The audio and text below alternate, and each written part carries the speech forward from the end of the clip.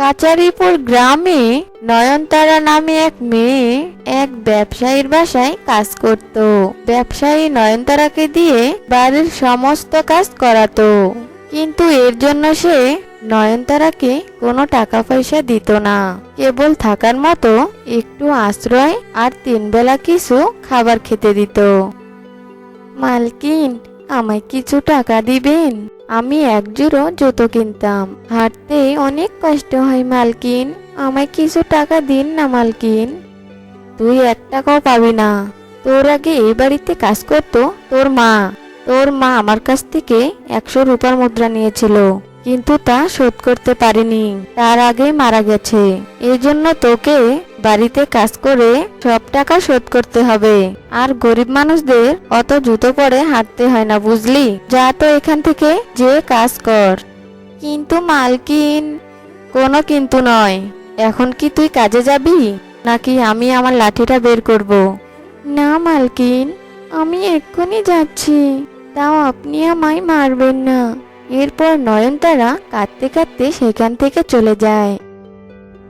নয়নতারা রাতে যখন খোলা আকাশের নিচে শুয়ে থাকতো, তখন সে আকাশের দিকে তাকিয়ে ভাবতো, যদি এমন হতো আমি অনেক টাকা পেয়ে যেতাম, তবে মালকিনের ধার শোধ করে আমি এই বাড়ি ছেড়ে অনেক দূরে চলে যেতাম। নয়নতারা এসব ভাবতে ভাবতে ঘুমিয়ে পড়ে। এভাবে কষ্টেই নয়নতারার দিন কাটছিল। একদিন নয়নতারা কিছু ছাগল নিয়ে জঙ্গলে যায় আর ছাগলগুলোকে জঙ্গলে ঘাস খাওয়াতে থাকে। ও, বড্ড খিদে পেয়েছে। এখানে তো আশেপাশে ফলের গাছও দেখতে পাচ্ছি না। যাই, আশেপাশে একটু খুঁজে দেখি, যদি কোনো ফলের গাছ পেয়ে যাই। এরপর নয়নতারা জঙ্গলের আশেপাশে ফলের গাছ খুঁজতে থাকে আর একটা আম গাছ দেখতে পায়, কিন্তু আম গাছের একদম ওপরে থাকার কারণে নয়নতারা আম পাড়তে পারছিল না। এদিকে নয়নতারার মন ভীষণ খারাপ হয়ে যায়। এদিকে এক বানর আম গাছ থেকে বেশ কয়েকটা আম ছিঁড়ে মাটিতে ফেলে দেয়। এদিকে তো নয়নতারা খুব খুশি হয় আর বানরটা সেখান থেকে পালিয়ে যায়। এরপর থেকে নয়নতারা যখনই জঙ্গলে আসতো, তখনই বানরটা কখনো ফল দিয়ে আর কখনো জল দিয়ে নয়নতারাকে সাহায্য করত।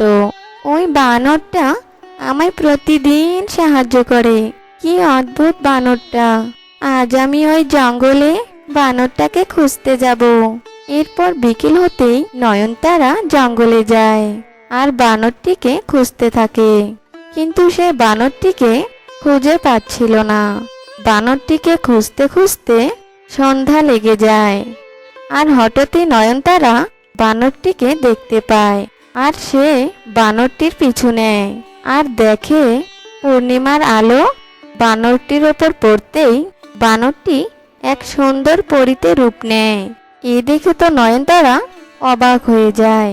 এ কি, তুমি এক পরী, কিন্তু তুমি এক বানর হয়ে থাকো কেন? হ্যাঁ, আমি পরী। আমি শুধু পূর্ণিমার রাতেই পরীর রূপ নিতে পারি। রূপ নিতে পারলেও আমি আমার শক্তি ফিরে নিতে পারি না। আমি তোমার কথা কিছুই বুঝতে পারছি না। তোমার এই পরিণতি কি করে হলো? শোনো তবে, একদিন আমি মনের আনন্দে পৃথিবী ভ্রমণ করছিলাম।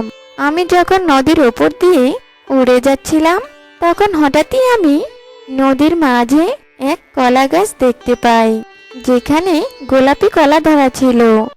কি সুন্দর গোলাপি কলা গাছ! সত্যি এ বড়ই আশ্চর্য ব্যাপার। নদীতে গোলাপি কলা। আমি বরং এক গোলাপি কলা ছিঁড়ে নেই। এরপর আমি কৌতূহল বশত এক কলা ছিঁড়ে নেই, আর কলা ছিঁড়তেই সেখানে এক ডাইনি চলে আসে। ডাইনির গাছে গোলাপি কলার ছিঁড়ার কারণে সে ভীষণ রেগে যায় আর আমায় অভিশাপ দিয়ে বানর বানিয়ে দেয়। আর তারপর থেকেই আমি বানর হয়ে ঘুরে বেড়াই। কেবলমাত্র এই পূর্ণিমার রাতেই আমি আমার পরীর রূপে আসতে পারি, তবে আমি আমার শক্তি ফিরে পাই না। কি সাংঘাতিক ব্যাপার! আচ্ছা, তুমি কি তোমার পরিপূর্ণ রূপ ফিরে পাবে না? পাবো তো, কিন্তু তার জন্য ডাইনিকে খুশি করতে হবে, কেননা ডাইনি একমাত্র আমায় অভিশাপ মুক্ত করতে পারে। তবে তুমি আমায় বলো, ডাইনিকে খুশি করার উপায় বলো আমায়। কি করে ডাইনিকে খুশি করা যাবে?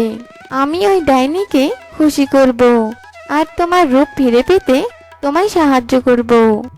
ডাইনি গোলাপি রং খুব পছন্দ করে, তাকে তার এমন কোনো পছন্দের খাবার দিতে হবে যা দেখতে গোলাপি হবে, তবেই ডাইনি খুশি হবে। এই শুনে নয়নতারা ভাবতে থাকে, পেয়েছি উপায়। ডাইনি তো মাছ খেতে খুব পছন্দ করে, আমি যদি মাছকে গোলাপি রং করে ডাইনির কাছে নিয়ে যাই আর তাকে দেই, তবে তো ডাইনি ভীষণ খুশি হবে। হ্যাঁ, তুমি তবে তাই করো। এরপর নয়নতারা একটা মাছে গোলাপি রং করে আর সকাল হওয়ার অপেক্ষা করে।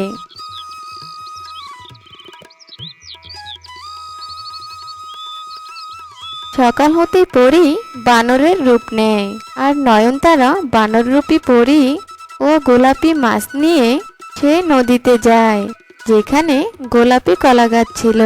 গোলাপি ডাইনি, কোথায় তুমি? দেখা দাও, দেখো তোমার জন্য কি এনেছি। গোলাপি ডাইনি, নয়নতারার ডাকে সেখানে ডাইনি চলে আসে। ডাইনি দেখো, আমি তোমার জন্য গোলাপি মাছ নিয়ে এসেছি, নাও এই মাছ খাও, এই মাছটা তোমার। গোলাপি মাছ দেখে তো ডাইনি ভীষণ খুশি হয়। ও মা, গোলাপি মাছ! ও, আমার তো মাছ খুবই পছন্দ, কতদিন পর গোলাপি মাছ খাবো। দাও দাও, গোলাপি মাছ দাও। এরপর নয়নতারা ডাইনিকে মাছ দেয়। মাছ খেয়ে তো ডাইনি ভীষণ খুশি হয়। আমি অনেক খুশি হয়েছি, বলো তোমার কি চাই? তুমি পরিবন্ধুর রূপ ফিরিয়ে দাও, বানর রূপে ও অনেক কষ্ট পাচ্ছে, ওকে আবার ওর পরীর রূপে ফিরিয়ে দাও। এরপর ডাইনি নয়নতারার কথা মতো পরীকে তার রূপ ফিরিয়ে দেয় আর সেখান থেকে অদৃশ্য হয়ে যায়। আর পরী তার রূপ ফিরে পেয়ে অনেক খুশি হয়। এরপর পরী নয়নতারার জন্য সুন্দর এক বাড়ি বানিয়ে দেয় আর তাকে অনেক সোনার মোহর দেয়।